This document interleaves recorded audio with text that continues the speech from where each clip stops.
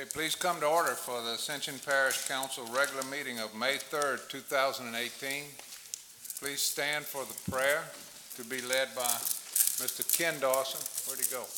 Oh, there he is. And then we'll have the pledge will be led by Mr. Oliver Joseph. And then please remain standing after that for the national anthem, which will be sung by Mr. Yogi Wilson. Let us pray. Father, we thank you for this day. And this is the day, O God, that we honor the National Day of Prayer, which is established by the President of the United States, even several before him, and also been ratified and ordained and also purposed by the governor and also by President of Ascension Parish. Father, the theme of the National Day of Prayer is unity, that we be united as a country, we be united as a state, as a people, as a community, as a parish. So as it was even the charge today that we work on that unity, we pray that the divisions that seem to run rapid in our country, to seem to run rapid between social, economic factions and racial groups, we thank you that you will bring unity, because a house divided against itself will not stand, as it says in your word. So we pray that you would enable our hearts to work toward that effort, that you give us the ability to do the business of Ascension Parish well, and that we will accomplish the things that you put before us. And we ask this in your Son, Jesus' name. Amen. Pledge allegiance to the flag of the United States of America, and to the republic for which it stands, one nation, under God, indivisible, with liberty and justice for all.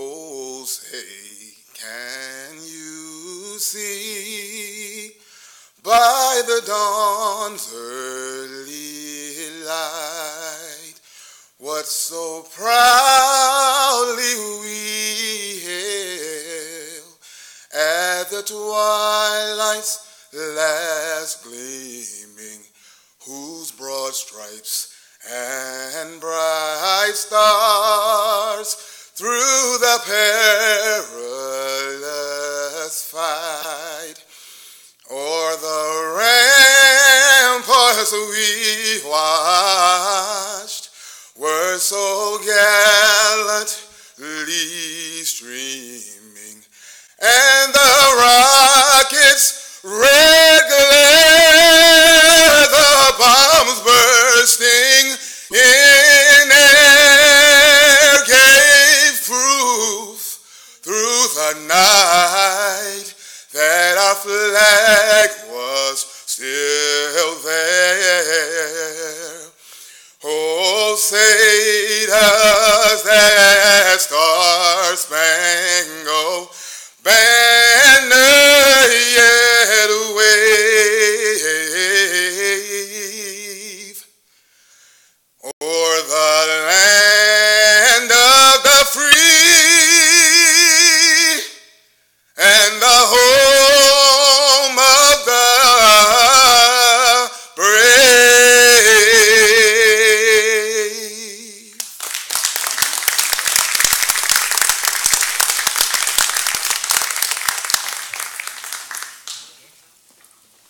Special treat. Thank you, Mr. Wilson. Roll call tonight. We have Mr. Benny Johnson. He's running late, supposed to be on the way. Mr. Dempsey Lambert is not present. Mr. Travis Turner is not present. Okay, so we have a quorum. Mr. Cagnalotti not present. Okay, there are no chairs addition. Someone has a comment on any agenda item, please come to the podium, pick up a card, and return that to Ms. McKee. Presentations tonight, Mr. Matassi. I want to do the lungs health, and then we'll do the nurses. I got your thing. We'll see after this. This is Ms. Rhonda Vizzini is here. Ms. Rhonda? Ms. Rhonda Vizzini?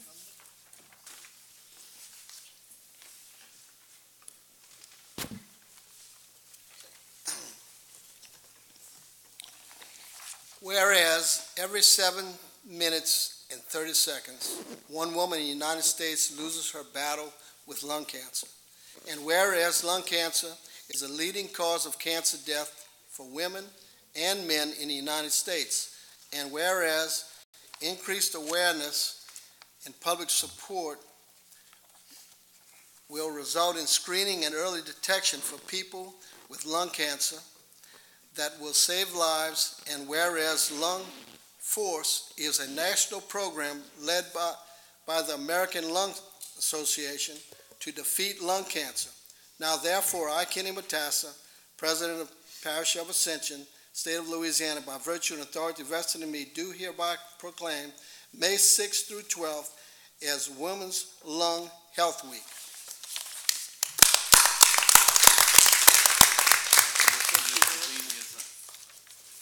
Just going to say something really quick, and unfortunately I have to read. I have no memory as I get older. So, first of all, thanks to the entire Ascension Parish government for declaring May 6th through the 12th National Women's Health Lung Week in Ascension Parish, and I'm honored to receive this because I'm a parishioner. I'm not a parishioner. I am a resident of Ascension Parish. I live in Gonzales. Unfortunately, awareness of the disease is low. It's incredibly low. In fact, most people don't even know that lung cancer is the leading cause of cancer deaths in the U.S., and every 2.5 minutes, unfortunately, someone is told that they have this horrific disease. There's a huge misconception that people believe you have to be a smoker in order to get this disease. But the truth is, anyone can get it. I've lost 2 very, very close friends to lung cancer, and they never smoked a day in their life. And unfortunately, I also have a grandmother, a grandfather, and most recently, my mother that I lost. They were smokers. But it's unfortunate. My mother, as when she was detected with the cancer, it was at such a late stage that she was not even eligible for a treatment. And so my main thing is just to try to increase the research innovation, the early detection, and just to, find these new methods of early detection and better treatment for everyone. So I'd like to ask you to join the fight against lung cancer this May with me, and especially during this time, May 6th through the 12th. And I'd encourage you, if you have a Facebook, to turn it to turquoise. And you can do that by going to our American Lung Association website, and that's lungforce.org, and you can put your entire profile turquoise. It's a frame. And also, if you happen to shop at CVS Pharmacy, which I do, I'd encourage you to donate to the Lung Force through May 26th when you check out. So again, just thanks for your assistance in making this proclamation. You have been a great help to the American Lung Association. And with the assistance of caring people like you, we are working every day to make a change and to hopefully turn the tables against lung cancer. So, thank you. Thank you.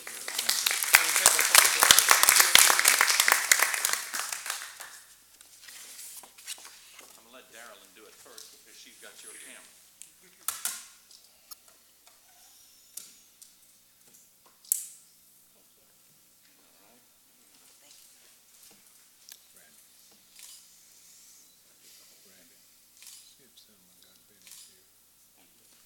Thank you very much.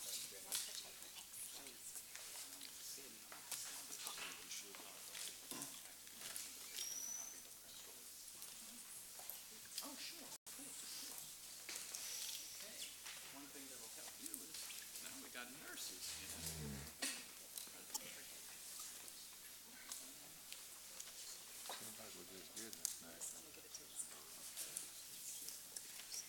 Come on up, ladies.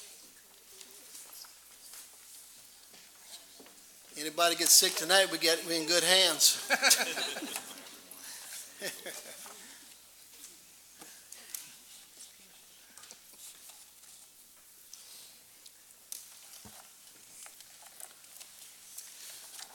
Whereas 3.6 million registered nurses in the United States make up the company's largest healthcare profession. And whereas registered nurses meet the healthcare needs of American people in a wide range of settings. And whereas the American Nurses Association is working towards a healthy nation that delivers more primary and prevention health care, and whereas more primary and prevention health care will require better use of nurses, resources, and whereas professional nurses is an important part of the safety and quality of care for patients, and whereas the demand for registered nurses will become greater than ever because of the aging of an American population, new technology, and the growth of home health.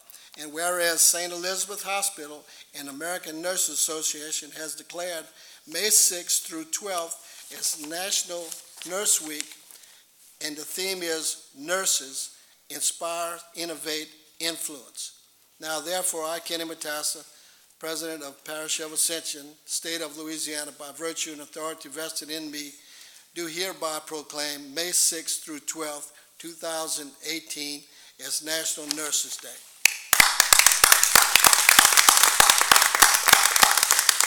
I know everybody in here been in the hospital before. How many times you see your doctors, how many times you see your nurse?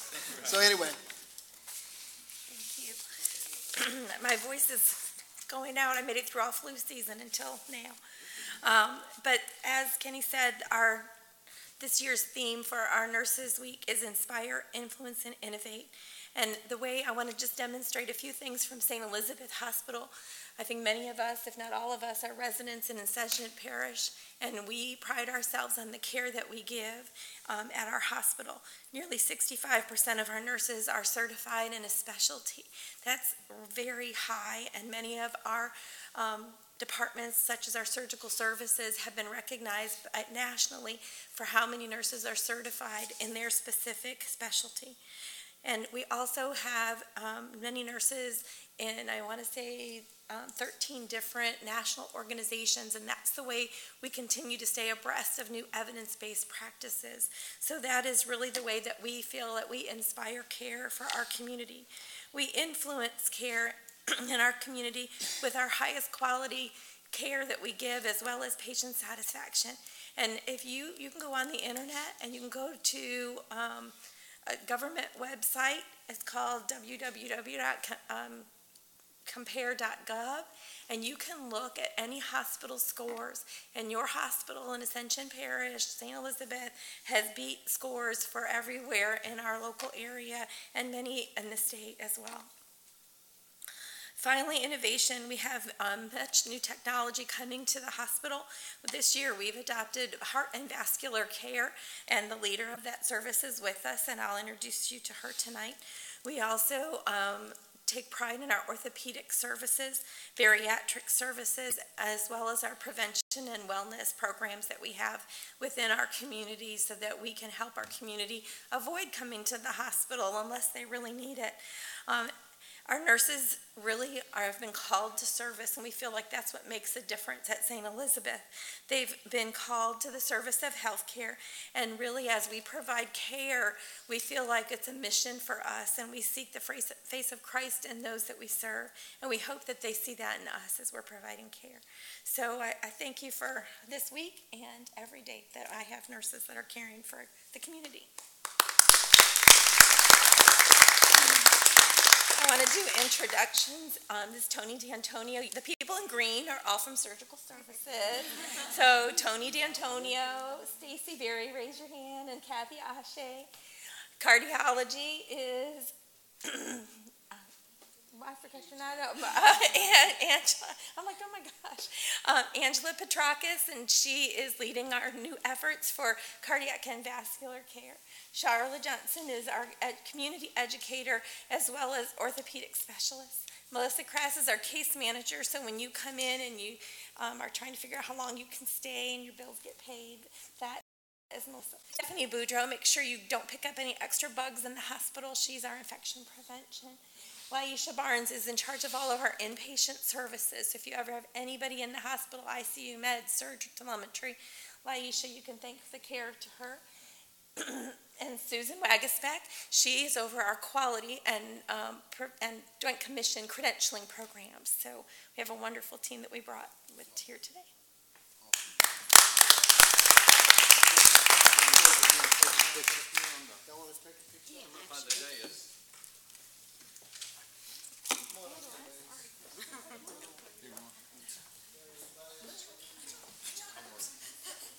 You know what? When you have a hoarse voice like it, just makes people listen more intently, doesn't it? Yeah. Stand back We're here. standing in the back. We totally do. Yeah.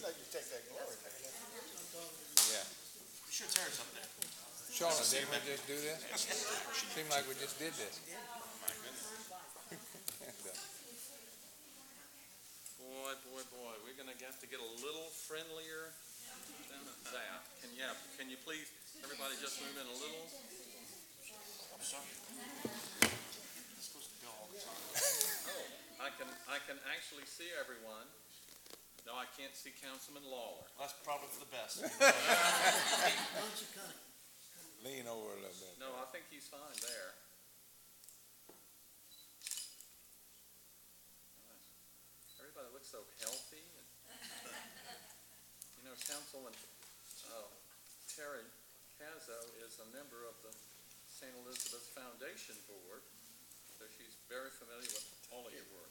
Yeah, no, we're not gonna be able to see the rest of the night. I had to preoccupy you while I was taking the photo.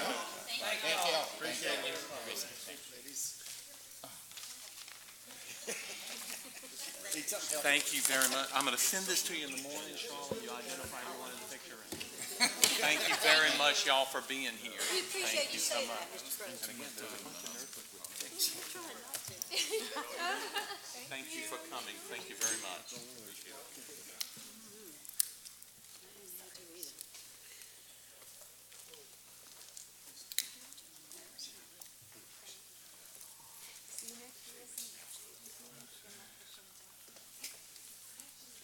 Item number 6, the parish president's report, Mr. Matthias. Okay, I'm going to bring up Mr. Gedry to give us a report. Chris Gedry? Okay.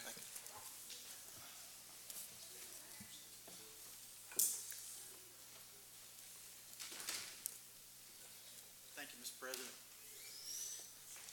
Mr. Chairman, members of council, give you a brief update on some legislative activities both at the state and federal level. And I'd like to start with the state level. As most of you know, our state government has sort of been deadlocked over whether they were going to either cut spending or raise revenue to sort of close the budget gap. So we've had that fight now going 2 years and still no resolution. So, we started this year with a special session to try to raise some revenue and close that budget gap.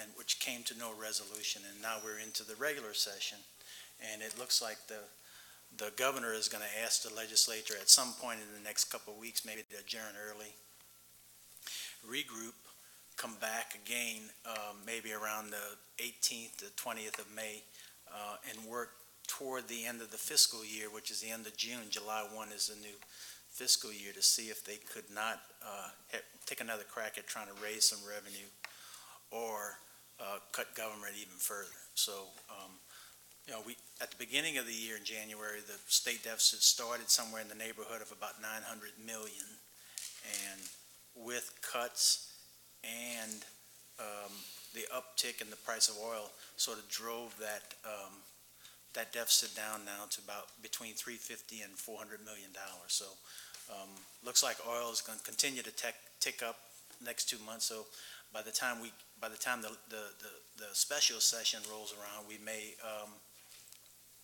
even knock another $100 million off. So it's a possibility that through a combination of another year of extending the sales tax and trying to adjust some income tax bracket rates rather than raise taxes, would sort of capture more revenue in the next tax year. So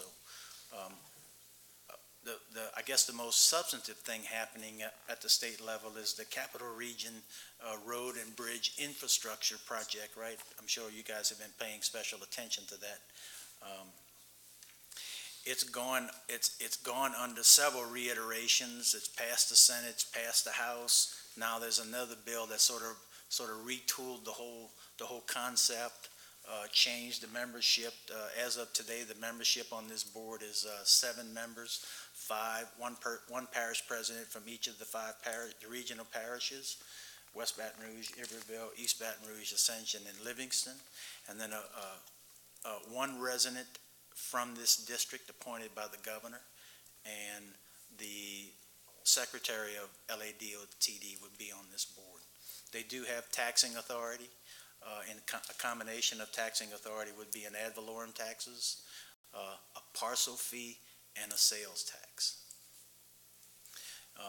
And as of today, the board would have to call an election. This authority would have to call an election, and it would require a majority vote in each parish before any of these revenue measures can be imposed. So anyway, I expect on the state level, I expect the legislative session to come to a close in the next couple of weeks. Probably not going to pass a budget. There are some things in there for Ascension Parish road-wise. There's money for 42, 44, 930, I want to say 30, 38. But, you know, obviously, we're going to get another crack at the apple when we go back into special session to rework that whole House Bill 1, which is the budget, and House Bill 2, which is the capital outlay bill. Another potential change is to capital outlay. You know, there is a piece of legislation that would change the capital outlay process to a revolving loan fund to local government. It would no longer be in the form of an appropriation or a grant to local governments and parishes. It would become a revolving loan fund. It's something that local government is not supporting. The Police Sheriff Association and the Louisiana Municipal Association is currently not supporting that. But I think one of the potential reforms would come out of that was that that the governor would allow parishes to have more of their ITEP funds up front, if that was something that made this process more equitable. The other thing of importance, I think, to Ascension Parish is that with the announcement of a major industrial facility, I think the governor is going to commit to some infrastructure funds to help with the flow of traffic and things like that. So obviously it's very near Ascension Parish, so there may be a chance for some of that infrastructure improvements to overflow into Ascension Parish, and obviously to the neighboring parish, which is the primary recipient of the industrial facility. Sort of on the state and federal level is the Opportunity Zone designation. The Congress passed a tax reform bill in February, and the President signed it into law, creating these Opportunity Zone in areas of the country that would entice new incentive and new economic investment, and by census tract. And so 2 of the census tracts are here in Ascension Parish, and they were submitted to the governor for consideration, and he selected those 2 census and submitted them to the federal government for their approval. So we're waiting on that. We're waiting on that approval. And then I think as soon as we get that approval, the IRS is going to promulgate rules and regulations of how this process is going to be unfolded, and just exactly what the incentive will be for an investment. As I understand it, it's going to be layered over a hub zone. If you're familiar with a hub zone now, that's probably going to just double up on the economic incentives of a hub zone. So it obviously sounds very promising for an area that's due for investment. So I will conclude with that if you guys have any specific needs or wants in Baton Rouge or even in Washington. One thing I wanted to mention was the infrastructure bill at the federal level. With so many things and so many international things that just sidetracks the Congress's work. I don't think the Congress is even going to get to an infrastructure bill to maybe even after the recess in August. So there was a lot of interest in maybe doing something in the water portion, the infrastructure, of doing that sometime in early April, but that sort of just fell off right off the schedule.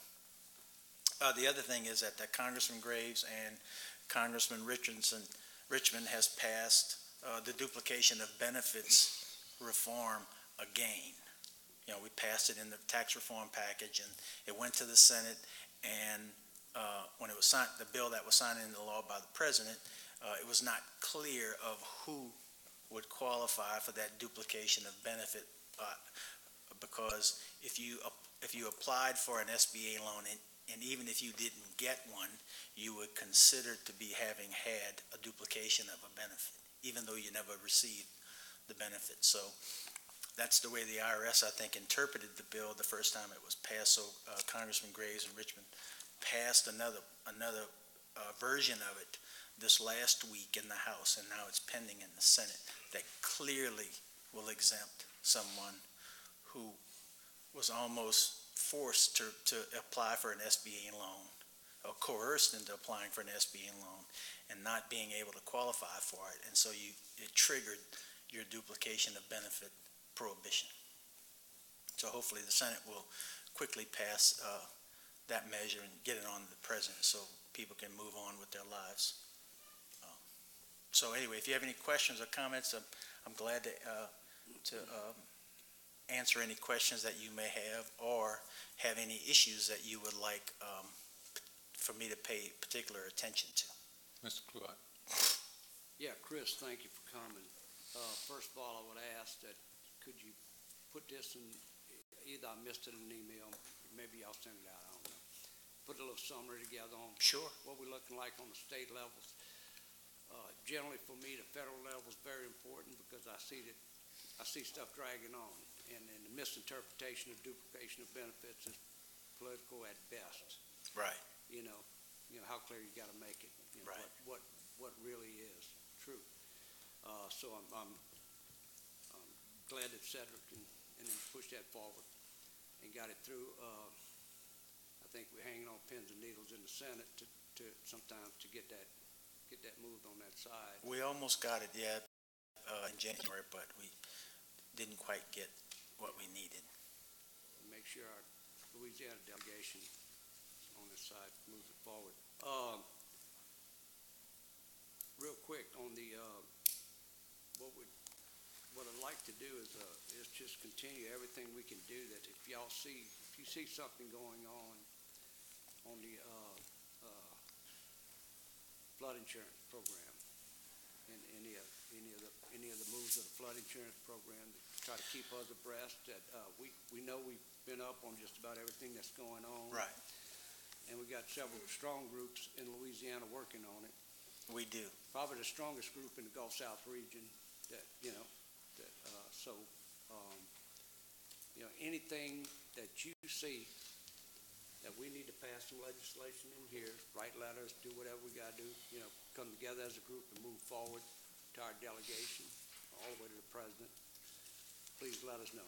You were part of that initial NFIP group Right. that went to Washington and really opened the eyes of the delegation to what was about to happen to your 20 constituents. 20 people out the United States. Right. We were And there. so, the NFIP program is probably going to be just temporarily extended through the end of this Congress, and a new Congress is going to come in, and then new bills will be introduced that have all of the reforms that That will come.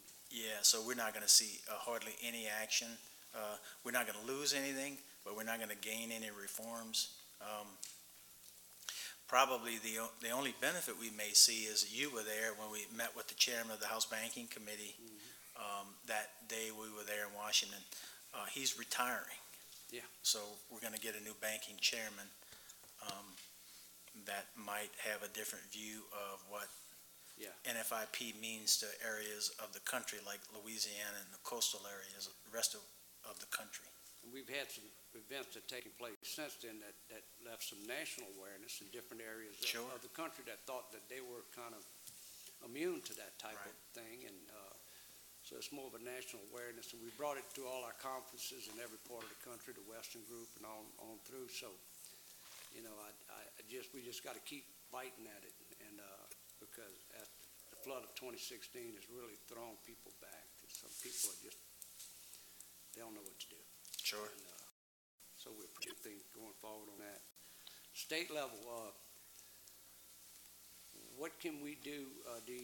You know, we had what, 1 cent last year, you know, and you know, it's, you know, digging in. We know that oil gas going up a little bit, and it's going to continue on for several months, and that's going to help a little bit. But between the state and the feds, are we making any headway on getting some more gas money for the state of Louisiana? You know, I'm not an Garrett and them had that. They had a lot of people working on that and trying to work out that dialogue and that formula and try to. Yeah, I'm not an expert at the politics of it, but you know, when gas was $2.25 a gallon, it was really the time to try to consider some kind of gas tax. But now, you know, gas is ticking up, and the real danger for people like Ascension Parish is as the price of a barrel of oil rises, you know, it costs the state more and more in this ITEP credit, you know, and so this inventory tax credit. So that causes other people to want to repeal this inventory tax again. So, you know, when oil went back down below $50, the inventory tax credit portion that came back to private entities, you know, became negligent in state government budget. You know, it had climbed above $350 million a year back when oil was $110. So there's some analysts predicting that gas may be above that. A barrel of oil may be above that in the near future. So if that happens again, then the pressure will be back on local government budgets again to repeal this inventory tax. And so, as you know, without it, if they repeal that inventory tax without giving us some ITEP relief, I mean, you can't run government without reasonable amount of revenue. Thank you, sir. Thank you, Mr. Chairman. Mr. Lawler. Chris, thank you for coming. Good to see you again. Last time we were in D.C., we talked to Congressman Graves about having some sort of change in the law where if we are getting less than of federal dollars in transportation funds for a project, we didn't have to abide by federal guidelines. Has that been put off with the infrastructure bill also? It's one of the initiatives that is in the infrastructure package, and so yes. Okay. Yeah, and you know, there's probably going to be another very large omnibus funding bill that's going to pass. So a lot of these measures are likely to be folded into some of that. So those are one of those issues that could be folded into that massive funding bill at the end of the year. And the fiscal year starts on October 1. That'd be great, because it'd give us a lot of relief, speed up all of our projects, rely on federal funds. Thank you. You're welcome. Other questions for Mr. Gitter? I'd like to, Chris, if you would just clarify one thing and just make sure I'm correct about this. The inventory tax flows to the parish from the industries, and then the state reimburses the industries for what they pay on the inventory tax. Yes. Okay. That's correct. And so that credit portion is what I'm referring to when it becomes a huge burden on state government. Okay. Thank you, Mr. Guidry. Thank you. All right, Mr. President.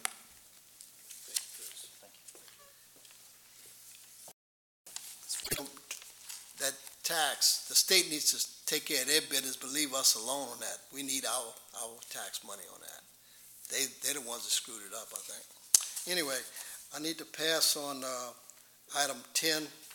I will have the guys at the next meeting. I don't have them here tonight. So you'd like to remove item 10 from the Yes, sir. agenda? Okay. Thank you. Okay, you have the consent agenda, item number 7, adoption of March 1st, 2018 regular council meeting minutes. Item B, adoption of March 15th, 2018 regular council meeting minutes. Motion, Mr. Chairman. A motion by Mr. Lambert, second by Mr. Johnson. Is there any desire by any council member to remove any item from the consent agenda? A motion and a second. Any discussion? Any opposition? Motion is adopted. Item number 8, we have 2 speakers. Ms. Kimberly Christie, the first speaker.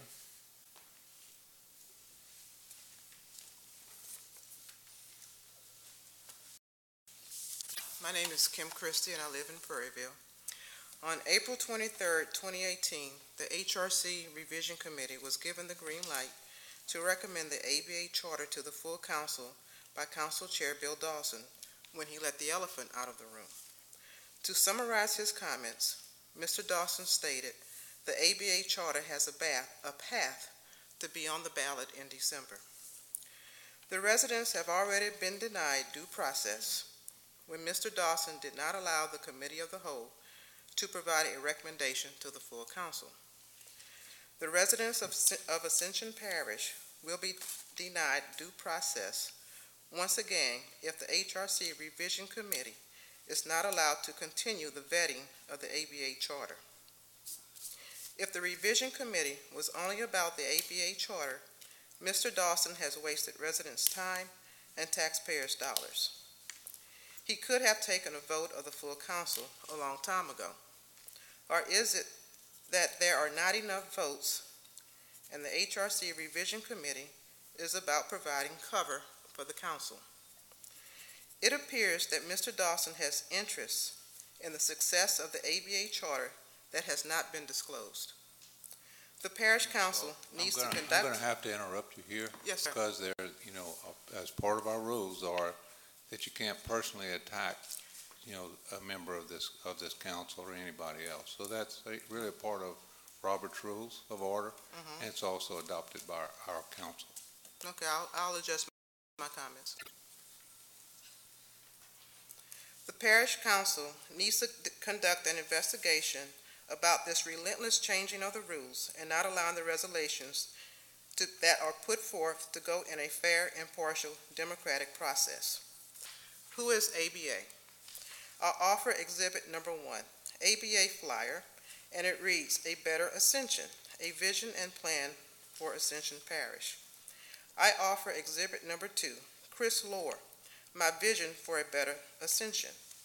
And finally, exhibit number 3, Chris Lohr at a campaign event with a member of this parish council and John Scanlon in the background. The voters have already said no to Chris Lohr's A Better Ascension. Mr. Dawson needs to recuse himself from all parish business concerning A Better Ascension. I would like to enter my comments for the record. Thank you. Okay. So next we have Mr. Jeff Pettit.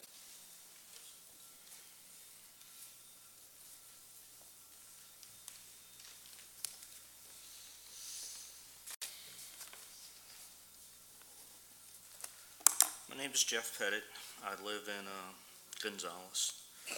This Home Rule Charter Revision Committee is a problem created by this council. It's your problem. You failed to do your job. You failed to finish your job with the Committee of the Whole. Y'all created this committee as a buffer, the same way you used the Planning Commission for our traffic woes, our drainage woes, and our overburdened schools. The citizens of Ascension have been deceived from the beginning by the chairman of this council. 8 citizens who agreed to serve were deceived and duped as to the true purpose behind this travesty. 1 citizen on the committee was in on it from the beginning. Chairman Cuiser promised at the initial meeting a full and thorough vetting of all proposals.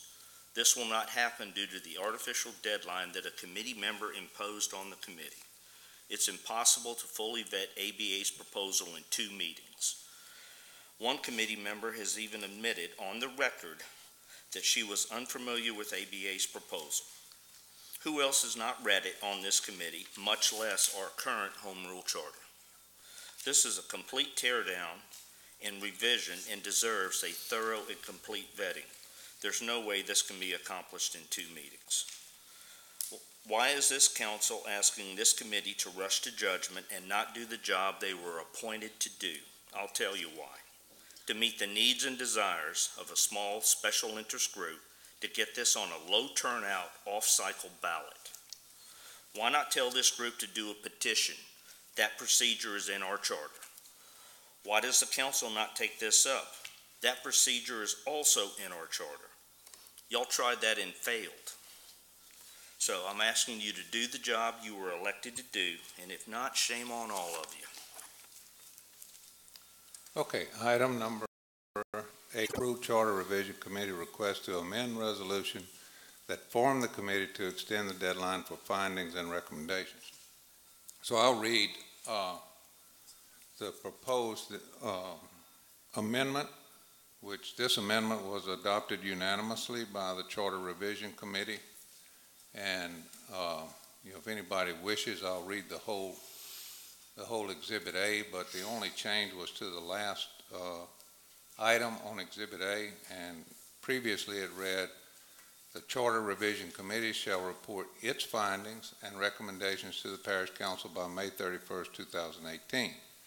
The proposed revision adopted by the Charter Revision Committee says, the Charter Revision Committee shall report any findings and recommendations to the Parish Council by May 31st, 2018, that the committee desires to put on the ballot in 2018. The committee may also report additional findings and recommendations upon completion. Motion. Got a motion by Mr. Todd Lambert. Second. Second by Ms. Casso to adopt the amendment. Any discussion? Mr. Chairman. Mr. Johnson. Mr. Chairman, a couple of questions with this that come to mind. Listening to the speakers tonight, the concern that I have with it, I understand wanting more time to put something, to go through it. I've talked to a couple of members of the committee. They have some concerns of whether or not this is enough time to actually vet everything in order for it to make it on the ballot and be vetted legitimately by this committee. Quandary that I face tonight is whether or not to go ahead and give it just this short period of time, and always wonder whether or not if the item's been vetted thoroughly. All the items have been vetted thoroughly. I guess part of the question I have for you or anyone else that's on the committee that may be able to explain it to me is, I know that there's been scheduled experts from ABA for just one of the items that's left on the agenda to be discussed, which is obviously going to be in the pro area of the ABA, but what is the committee doing to make sure that we have an alternate opinion brought forward to that committee so they can thoroughly vet that particular item as well as the rest of them before that committee? And if it's just a rush to get it on the ballot by December, the elections, and talking to the parish attorney, there's no limit to putting anything on the agenda for next year or on the ballot for next year, so I don't see any need to rush to put anything on the ballot that hasn't been thoroughly vetted. So if this is just a move to get something rushed to put on the ballot, I'm not going to support the extension because if not, we're not going to give it enough time to make it happen thoroughly. If it's something to where we can push this out even further to where the committee has the ability and has the time to thoroughly vet all these items that are before it, I don't have any problem supporting that, because I think that's part of the contention that the two speakers tonight raised. A fair vetting of all the items that are on that committee's agenda is what the people are looking for. So I'll yield the floor. Thank you. So if you want, I'll attempt to answer part of that, which is that, one, this only says that any findings or recommendations to the Parish Council by May 31st that the committee desires to put it on the ballot in 2018. So that is really, that's the deadline. May 31st is pretty close to the deadline to make the election in December. So any recommendations that the council makes that the committee makes after May 31st, there's not time to put it on the ballot. And then it simply says the second part is that the committee may also report additional findings or recommendations upon completion. So then the committee can come back into session, or they can stay in the session, and any additional findings. But what this says is that you won't be able to, they won't be able to put that on any ballot in 2018. So I guess a follow-up question on that would be, so then why the deadline of May 31st? If the committee has the ability to come back to us at any time with recommendations, and they feel a desire to get that on the ballot for this year, if they felt they thoroughly vetted, then why even put a deadline on it? It tells them what the deadline is to get something on the ballot in 2018.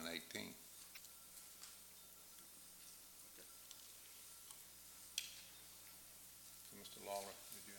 Yeah, I'm looking at the proposed revision right now, and currently, as it reads, the Charter Committee shall report its findings to the Parish Council by May 31st, 2018. As it currently states, the deadline is May 31st. That's why I'm a little confused by some of the speakers. I don't know if they haven't read it yet, but this actually allows the committee to put in more time, and if there are things ready for that time period, they can be added on there.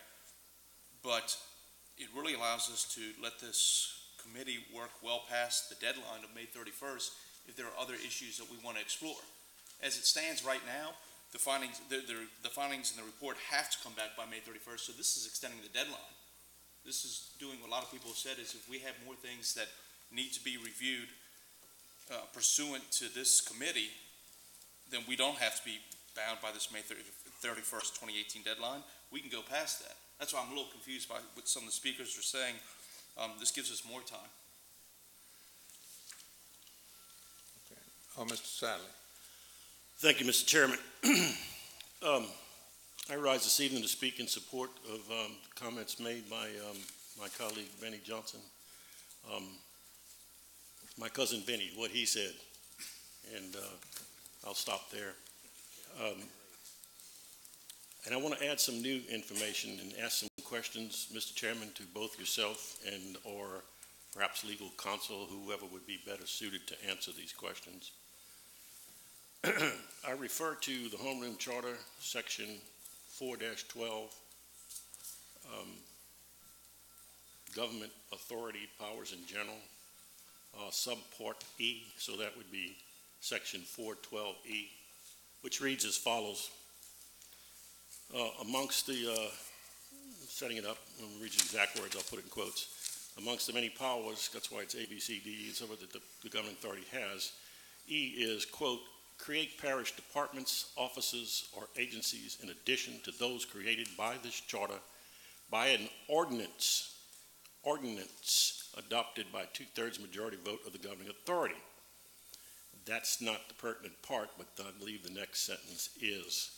Advisory boards and commissions may be created by an ordinance, there's that word again, ordinance, approved by the majority vote of the entire governing authority. So the real difference in those sentences, depending on whether it's a department, office, agency, or whether it's a board or commission, the voting requirements change. The last sentence under E, Section 412, Homeroom Charter, members of advisory boards or commissions shall be appointed and are removed by the parish governing authority, but shall report to the parish president. I would like to reflect on the word, or emphasize the word, advisory. Now, both our Homeroom Charter Revision Committee is advisory in nature, as is the original that some of our public speakers spoke tonight, Committee of the Whole. It is my belief, and I'm willing to be standard corrected, if someone can show me a muni code or a bylaw or something beyond what's in our charter, that they therefore had to be created according to the Homeroom Charter Section 4-12E by ordinance and not by resolution. In fact, tonight we're trying to use another resolution to amend the previous resolution. And while on that, let me actually read the mandate from the resolution that originally established the Homeroom Charter Revision Committee. says, quote, I hereby, by I believe, Mr. Chairman, that's referring to you, appoint a committee of the whole. I'm going to do committee of the whole first, and then we'll do the homeroom charter revision committee second, with the specific task of publicly vetting the charter amendment proposals. I don't know if that means proposals or maybe proposes, if that's a word, by a better Ascension. The process shall include at least 3 public meetings, with 1 public meeting conducted on the west bank of Ascension.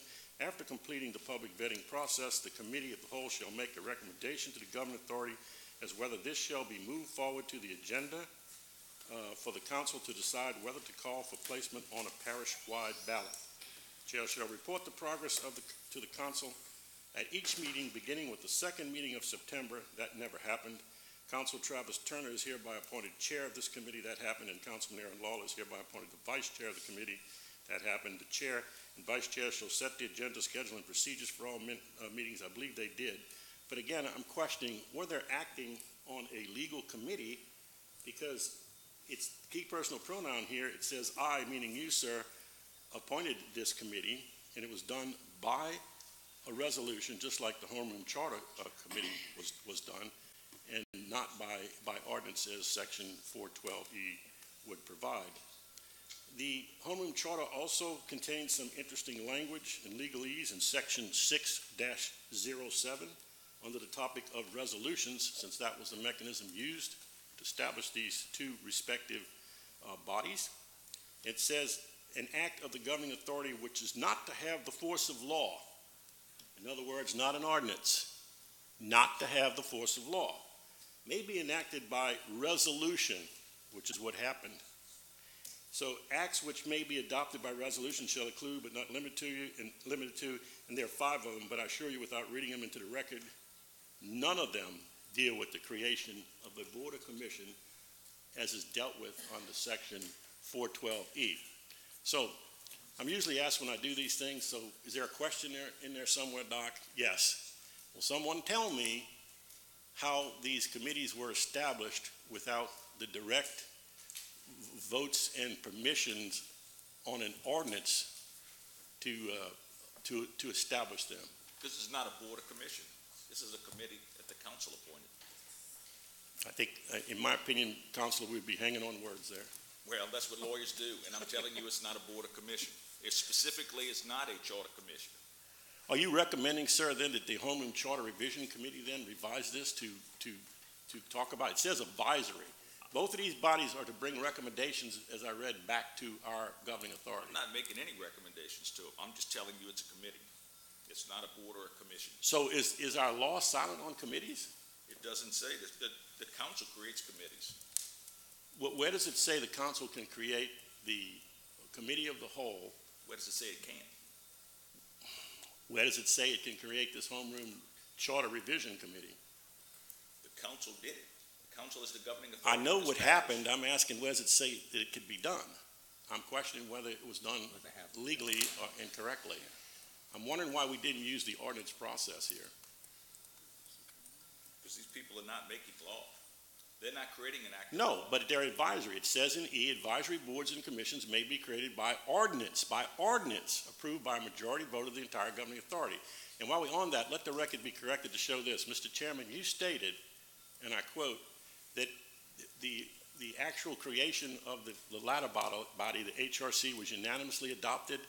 That's just not so. The record will show I voted against its establishment. I didn't say, I said this resolution was adopted unanimously by the Charter Revision Committee. I captured the actual creation of the committee, sir. But we can go back and look at the film. Well, this is what I said, is that the revision to the Charter Review Committee, this revision was adopted unanimously by the committee. The committee of the whole, I would also like you to look at Robert's Rules of Order. We operate under Robert's Rules of Order. Committee of the whole is a standing, constant committee available to the chair. I'm not the parliamentarian. Yeah. So, I mean, there's another But there's also the another charter avenue there. authorizes the governing authority to perform any acts consistent with state law deemed for and in the best interest of the people of Ascension Parish. So maybe let's just clarify, Mr. Parrington. Mr. Sadley asked some specific questions about the legality, whether the correct procedures were followed for the establishment of the Committee of the Whole and the Charter Review Committee, and what's your opinion on that? My opinion is this is a committee, that you don't need to pass an ordinance to create a committee of the council members, and the council members appointed someone in their proxy.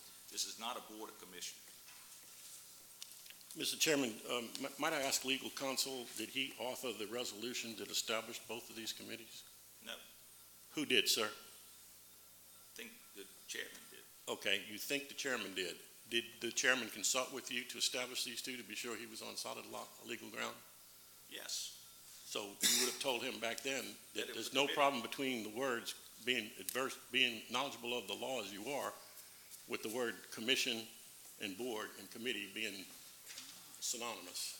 They're not synonymous. But because it's solid and doesn't say committee, you're saying it's okay for him to do it? I think the committee was fine. In fact, I said if you formed a charter commission, which then the problem with the charter commission is whatever the commission recommends goes before the public without the vetting of the council. Correct. But to create that commission, that would have, in your mind, required an ordinance. If you had a charter commission, you would have had to create an ordinance. Right. So you telling me that our council at any time through, I can't call it executive fiat because that would be our president, but through council leadership fiat can just say, I, Key President, want to establish this, and he's fully within his rights to do so. The chair rules, yes. Without any other member of the governing authority saying we'd like to do it as well.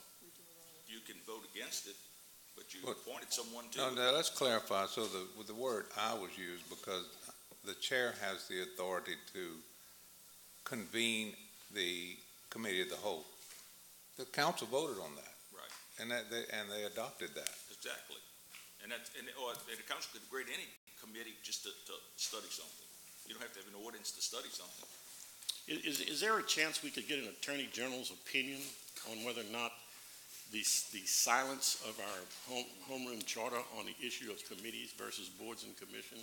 If the council votes to do it, I'll request. Well, I understand the procedure, sir. I'm just asking. If Is there any will amongst this commission, excuse me, let's use the words of the art, this council, this governing authority to do so?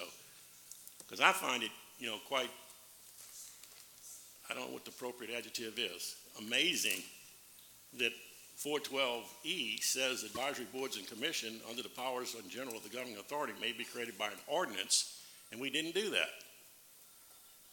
Because I'm being told it's a committee, and committee word is not mentioned. But I thank everyone for listening. Okay, any other comments? Mr. Cluart? Yeah, I guess maybe you can refresh my memory, but get back to the committee as a whole. I remember sitting here at the Starksville meeting and asking what this is about. It was something that you had a prerogative to do. You clarified it there.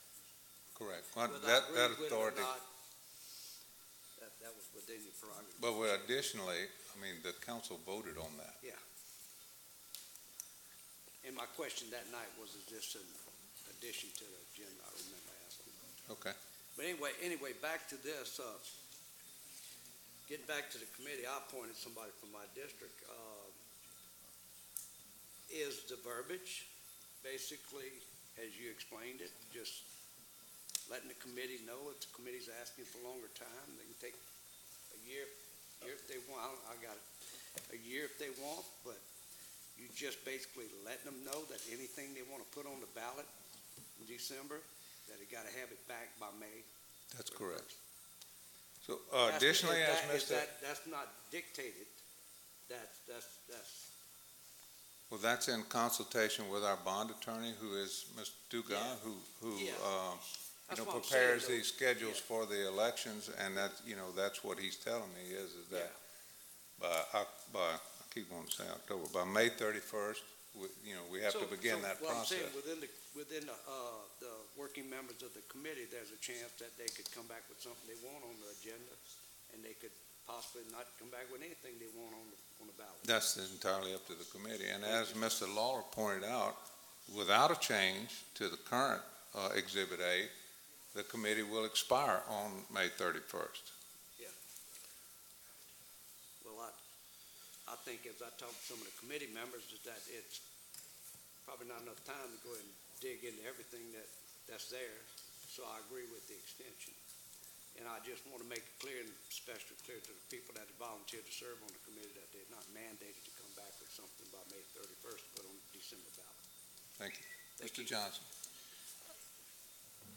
So I guess, is there a specific item that has to be, or is some kind of agenda driven to get done by May 31st to get it on the ballot? Any specific item that's on the agenda for the committee to review that has to be done by May 31st? Yeah. I mean, why? If it's the thing that I'm struggling with is I think they need more time. There's no doubt about that. But if this is being done to set an arbitrary deadline to get any particular item done by this time, just to get it on the ballot in December, when there's other ballots in February or March of next year that it can just as likely be put on and still be vetted, or given even more time to be vetted by that period of time, I'm still struggling with why the rush to get it done by May 31st. And I understand giving them 30 more days, but it looks awful suspicious that we're going after a particular item to get done, to have it on the agenda, to have it on the ballot by this year. And, I don't support that mentality of doing it. I've always supported, if we're going to do this, put it to a commission, have them vet everything on there, and then come back with us after they've gone through the whole entire thing or whatever, and make the recommendation that they see fit to make. But it just seems like we're setting an arbitrary deadline for one or two particular items to get on the agenda, and I don't support that. Can I get a clarification? You said extension for 30 days. Did I misunderstand that? It's no 30 days, Ben. You say it, but it's no 30. Right. It's an extension. Yeah, I mean, it's just an extension. It's an indefinite extension. Yeah, it's as long as they need. Okay, Mr. Joseph. Yeah. I don't, just me. If that committee come back currently right now and they propose something on here, and I'm gonna be honest with you, let's straight to the point, ABA, whatever they are, right now, and ask me to put this on the ballot and they haven't been thoroughly vetted, I can't support it because they haven't went through the whole process. And that's just the bottom line. Everybody won't hide about that. That's the bottom line right now. So if they come back end of May, June 1st or whatever, and they haven't been thoroughly vetted line by line, I'm not in support of it. Okay? So, I mean, that's the big deal of it. That's where I stand. But as far as this resolution right here, this extension, I'm for it. Okay. Mr. Sadley. Yes, and thank you again. I'll try to be brief, Mr. Chairman. I once again lied to this body by saying I didn't want to read the rest of Section 6-07 of the Homeroom Charter titled Resolutions into the record, but I do from the following purpose. 3 members of this body share common seats with the Homeroom Charter Revision Committee, Ms. Casso, yourself, and Mr. Lawler. So I would ask any one of you to perhaps in your discussions, I'm not sure if you've passed this point, 607 or not, but if you're not, you get there. I do notice the committee's coming back to lots and lots of points. In fact, I've been to all the meetings but one. I don't see a single recommendation yet, other than I keep hearing about that's been tagged to bring in an expert, which hasn't happened, to assist us, or are we going to definitely give us the recommendation or not. But anyway, it says in subpart here, acts which may be adopted by resolution shall include, and here they are, establish a commemorative day, week, month, and year. We know all about that. We see that oftentimes at the beginning of every one. Wait, if we're going to read this to the record, let's read the whole thing. I'm sorry? To complete the sentence, acts which may be adopted by resolution Would you shall like include, to, but shall Mr. not Lawler, be would limited to. Would you like to read it? Yeah, I will. Go ahead. Acts which shall be adopted by resolution shall include, but shall not be limited to one which. Oh, okay, I'm sorry. I didn't mean to miss that. That was not any intentional thing, okay? I realize, like Mr. Parrington, you are an attorney, sir.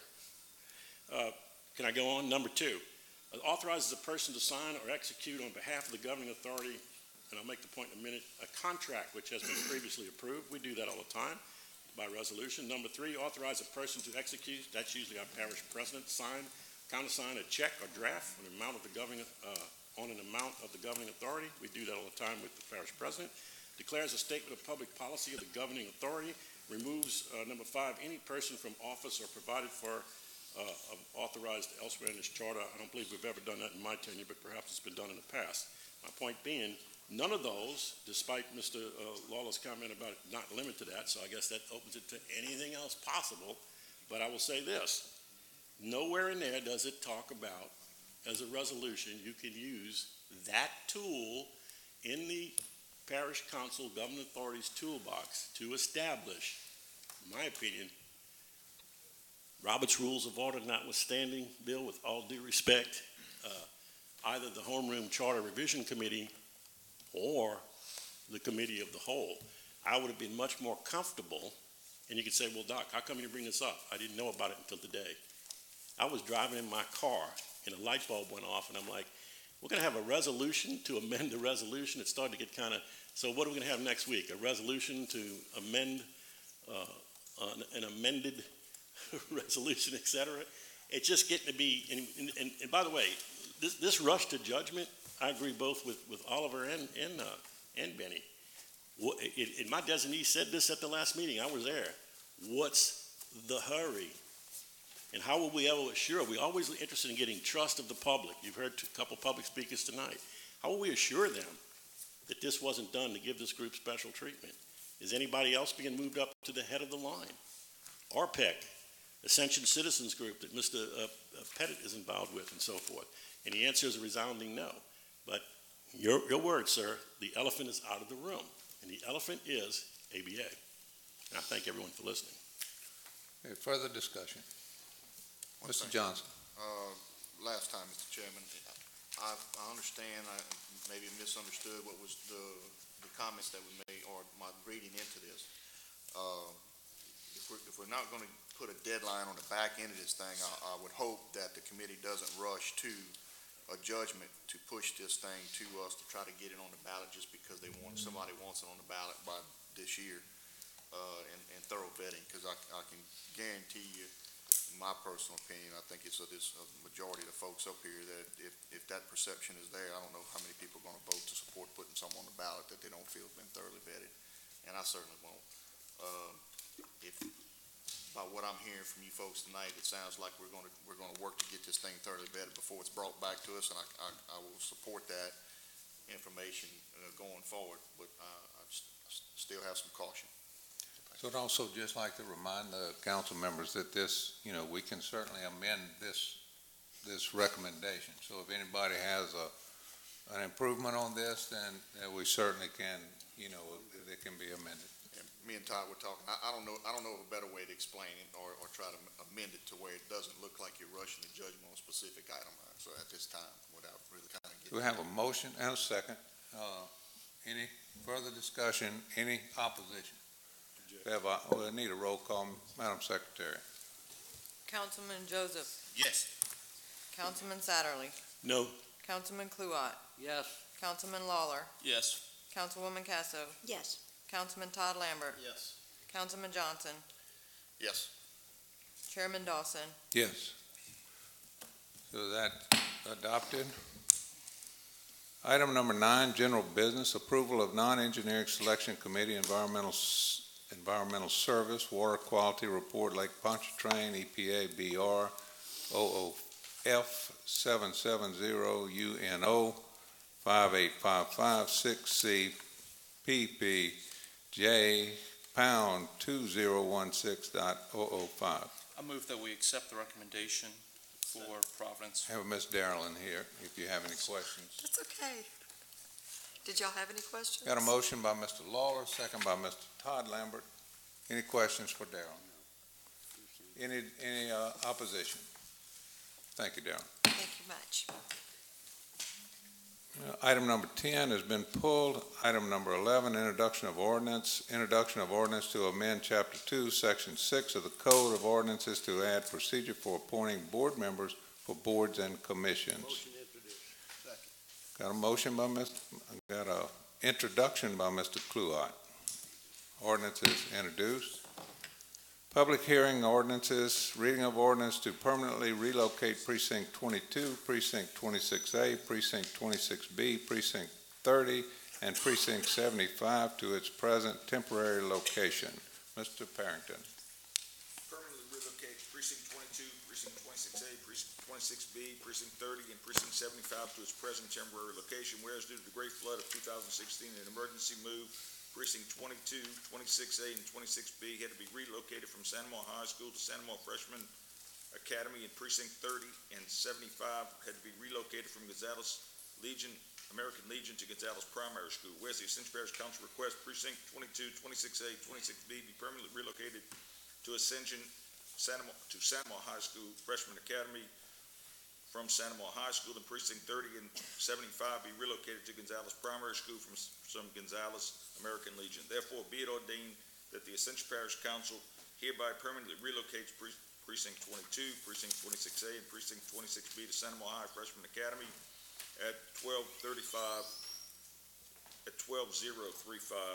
Highway 431 Santa Monica, and permanently relocates Precinct 30 and Precinct 75 to Gonzales Primary at 521 North Burnside, Gonzales, Louisiana. Be it further ordained that the certified copy of this ordinance be sent to Louisiana Secretary of State, P.O. Box 94125, Baton Rouge, Louisiana, 708049125. Public hearing. Motion Yeah, motion by Councilman Todd Lambert, second by Councilman Cluott. Motion to close public hearing. Got a motion by Councilman Lawler, second by Councilwoman Casso. Motion. Got a motion to move the ordinance by Councilman Cluott, second by Councilman Todd Lambert. Discussion. Opposition. Ordinance is adopted. Item number 15, reading of the ordinance to relocate Precinct 12 from Central Primary School back to its original location of Galvez Lake Fire Station. Mr. Parrington. To relocate Precinct 12 from Central Primary School back to its original location, Galvez Lake Fire Station, whereas due to the great flood of 2016, an emergency move, Precinct 12 had to be relocated from Gonzales Lake Fire Station to Central Primary School. Whereas renovations and construction to the Galvez Lake Fire Station are now complete, and the precinct location can be moved back to the original location. Now therefore be it ordained that the Ascension Parish Council hereby moves Precinct 12, temporarily located at Central Primary School due to the great flood of 2016, back to its original location in Galvez Lake Fire Station at 16288 Joseph Area Road, Prairieville, Louisiana. Be it further ordained that certified copy of this ordinance be sent to the Louisiana Secretary of State, P.O. Box 94125, Baton Rouge, Louisiana, 70804-9-9125. This ordinance has been submitted to a vote. The vote thereon was as follows. Public hearing. Motion. Got a motion by Councilman Todd Lambert, second by Mr. Lawler. Motion to close public hearing. Got a motion by Councilman Lawler, second by Councilman Benny Johnson. Close the public hearing. Ordinance. Got a motion by Councilman Benny Johnson, second by Councilman Joseph to move the ordinance. Any discussion? Any opposition? Ordinance is adopted. Item number 18, reading of ordinance to amend Ascension Parish Code of Ordinances, Chapter 15, Parks and Recreation, Article 1, Section 15-2, Park Rules and Regulations generally to include additional locations and pricing for recreational facilities, Lala Ruggiero Field and Frank Sotil Pavilion. Mr. Parrington. To amend the Ascension Parish Code of Ordinances, Chapter 15, Parks and Recreation, Article 1, Section 15-2, Park Rules and Regulations generally to include additional locations and pricing for recreational facilities. Whereas the Charter of Parish of Ascension, Section 6001, requires an ordinance of all acts to regulate or the rate or other charge for services provided by the parish of all amendments to those acts. Whereas the Parish of Ascension is the governing and responsible body over Parks and Recreation. Whereas Code of Ordinances, Chapter 15, Article 1, Section 15-2 was last amended January 9th, 2015. Now therefore be it ordained, the Ascension Parish Governing Authority, that the Code of Ordinances, Chapter 1, Parks and Recreation, Article 1, in general, see Section 16-2, Parks and Recreations, generally be amended as more fully described in Exhibit A, attached hereto and made a part hereof. This ordinance shall be in full effect submitted by law, and the ordinance has been submitted to a vote. The vote thereon was as follows. Public hearing. Motion by Councilman Todd Lambert, second by Councilman Benny Johnson. Open the public hearing. Motion to close public Got a hearing. motion by Councilman Aaron Lawler, second by Councilman Oliver Joseph to close the public hearing. You need two-thirds on this. You need a two-thirds vote because you're increasing the fee. Increasing the fees, two-thirds. Okay. We're at move the ordinance. Second. Oh, do you? You have I want to make Yes, an amendment to the ordinance. I can do that right now, Yes. right? Yeah. I just want to make sure I had the timing right. I wanted to move that for nonprofit organization that we do a 25% discount. And add in there an exhibit B, a 25% discount for nonprofit organizations. Correct. Okay, so we have a proposed revision by Councilman Joseph. Need a second? Second. A second by Councilman Lawler. Discussion on the proposed amendment. Mr. Cluott. Yeah, OJ, as we vetted that in recreation, you wanna, I know We have it in our other facilities, but we didn't put it in this ordinance at the time. We skipped that, so I we just just, wanna make that clear to everybody. that's right, for nonprofit organization. It is in other ordinance. Thank for you, that. sir. That's all discussion. Councilman Joseph. Councilman Johnson. One of them guys. Do we define, it says per day, do we define how long of a period of time that is anywhere? And I'm just looking at this, I don't know if it's in the other part of the recreation ordinance as well, but I mean, so it's the period they're renting for that price? That's what they rent for. That's what the amended rent is. I don't know what Yeah, it's just the way we Okay, I just wasn't sure if we need to clarify it anymore, kind of question. Thank you. Okay, so Mr. Matassa. So right now, you're talking about pavilion and the ball fields and everything? Right. Well, I think we need to define pavilion means under the pavilion. When we rented to the motion picture industry, they had the whole grounds covered. We should have negotiated, if it's more than a pavilion, we have to negotiate each item. You know what I'm saying? Correct. We were kind of taking on that. That, you're correct on that, and that was for the movies. I think we have learned, Mr. O'Neill, you're not, we have learned when it comes to movies, we have to negotiate a separate. Okay, for the parks. Okay. For that. This is for the pavilion only right now. This Right. is just for the pavilion. Yeah. That's what he wanted clear on. Yeah, just Okay. pavilion. Okay. Yeah. So we have a motion to revise to add the 25% discount. Motion and a second. Further discussion. Any opposition to the revision? Hearing none, that revision is adopted. Now we have the ordinance as revised. I have a motion by Councilman Todd Lambert, second by Councilman Aaron Lawler, to adopt the revised ordinance. Discussion. Any opposition? Ordinance is adopted. Item number 21. Oh, I'm sorry. Thank you for, we need to do a roll call, Madam Secretary. Councilman Joseph, Yes. Councilman Satterley, Yes. Councilman Cluott, Yes. Councilman Lawler, Yes. Councilwoman Casso, Yes. Councilman Todd Lambert. Yes. Councilman Johnson, Yes. Chairman Dawson. Yes. Okay, so we have the requisite, is that 9? Count 8. Okay, thank you. The ordinance is adopted. Item number 21, Councilman Johnson. Adjourned.